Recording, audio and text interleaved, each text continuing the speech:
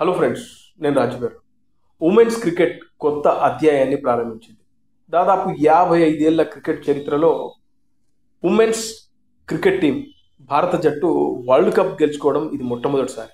2 సార్లు ఫైనల్కి వచ్చినా కూడా ఓడిపోవడం జరిగింది.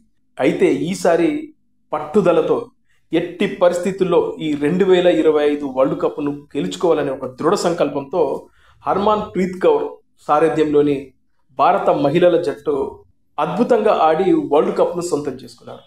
ముఖ్యంగా మనం గమనిస్తే ఈ 2025 వరల్డ్ కప్ మ్యాచ్లన్నీ ఇండియా టీంకి సంబంధించినటువంటి మ్యాచ్లన్నీ గమనిస్తే మధ్యలో 2 మ్యాచ్లు ఓడిపోయిన తర్వాత టీమిండియా కనీసం సెమీఫైనల్కైనా వస్తుందా అని అనుకున్నారు.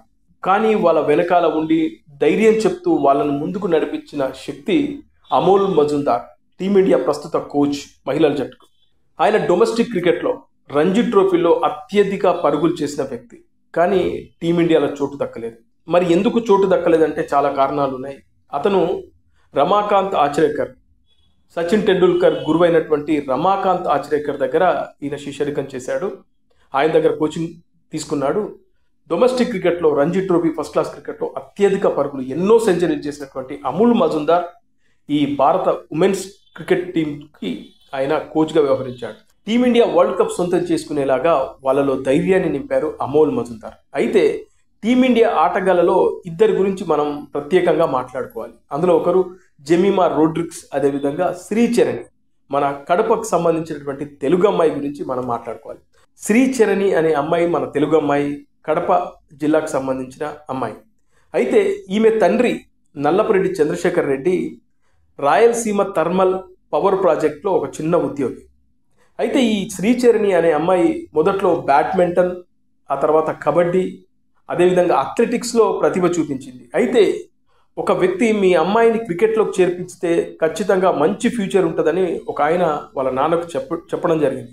కానీ ఆమె తండ్రికి ఇష్టం లేదు. కానీ ఆ వ్యక్తి పట్టుపట్టి మీ అమ్మాయిని క్రికెట్లో చేర్పించు, మంచి లైఫ్ ఉంటుందని చెప్పేసరికి ఆయన మాట కాదనలేక ఆ అమ్మాయిని శ్రీచరణ్ని క్రికెట్లో చేర్పించారు. మొదట లెఫ్ట్ ఆర్మ్ ఫాస్ట్ బౌలర్గా ఆమె కెరియర్ ప్రారంభించింది.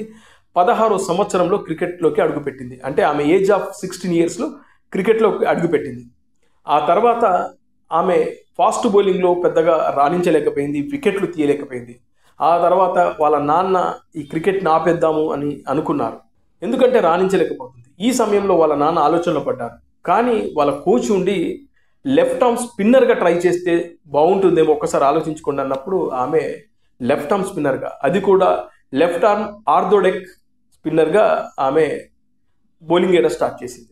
ఇక లెఫ్ట్ ఆర్మ్ స్పిన్నర్గా వికెట్లు తీయడం మొదలుపెట్టింది.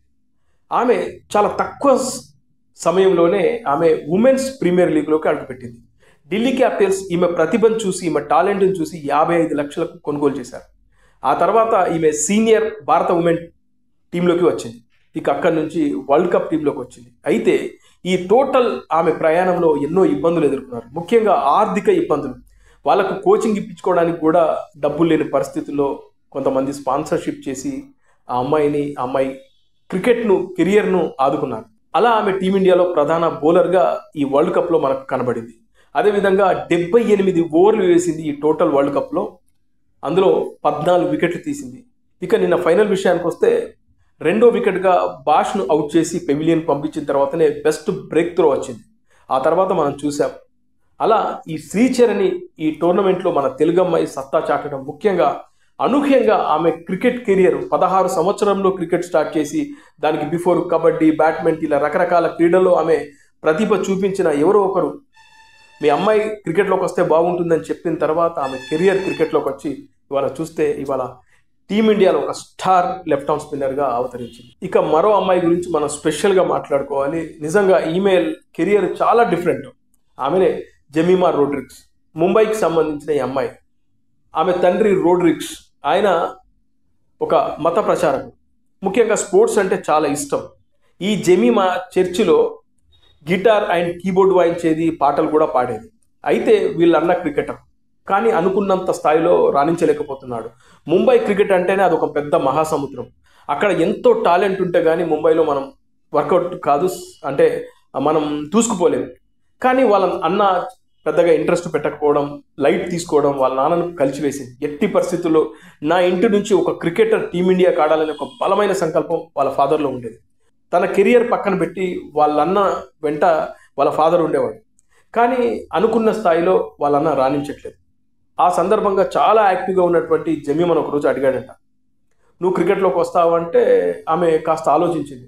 లేదు, నువ్వు క్రికెట్లోకి వస్తానంటే అన్నను ఆపేస్తానని చెప్పేసి ఆ అమ్మాయికి చెప్పడం. ముఖ్యంగా అతను ఎలా స్టార్ట్ చేశాడంటే, ఈ అమ్మాయినైనా క్రికెట్లోకి తీసుకొస్తే వాళ్ళ అన్ననన్న నా చెల్లి వచ్చింది, నేనైనా ఇకనైనా సీరియస్గా ఆడాలని అనుకుంటాడేమో అని జస్ట్ వాళ్ళ అన్నను భయపెట్టడం కోసం ఈ అమ్మాయిని తీసుకొస్తే, నిజానికి వాళ్ళ అన్న ఆ చెల్లి వచ్చిన తర్వాత ఇంకా ఇంట్రెస్ట్గా ఆడడం పక్కన పెట్టి డల్ అయిపోయాడు. ఇక ఇట్లా కాదని చెప్పేసి కూతుర్ను ఎంకరేజ్ చేయడం మొదలుపెట్టాడు.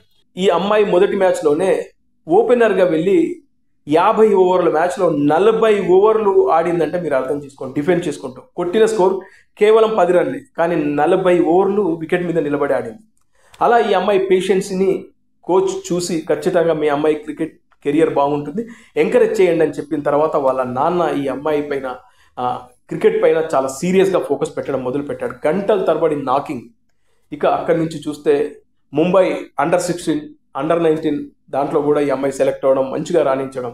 ఇక తర్వాత భారత్ జట్టులోకి వచ్చింది. ఇక అంతా బాగుంది అనుకున్న సమయంలో వీళ్ళ నాన్న వల్ల ఈ అమ్మాయి కెరియర్కు కొన్ని ఆటంకాలు జరిగాయి. అదేంటంటే, వీళ్ళ నాన్న బేసిక్గా మత ప్రచారకుడు. ఈమెకు ముంబైలోని ఒక ప్రముఖ క్లబ్ మెంబర్షిప్ ఇచ్చింది. అయితే ఆ క్లబ్కు సంబంధించినటువంటి ఆడిటోరియం ఒకటి ఉంటుంది. ఆడిటోరియాన్ని కానీ లేదంటే ఆ క్లబ్కి వీళ్ళు నామమాత్రం ఫీ చెల్లించి ఆ క్లబ్ను కానీ లేదంటే అందులో రెస్టారెంట్లో మనం ఫుడ్ తినడం కానీ ఏదైనా కూడా వీళ్ళకు రాయితీ ఉంటుంది అనమాట.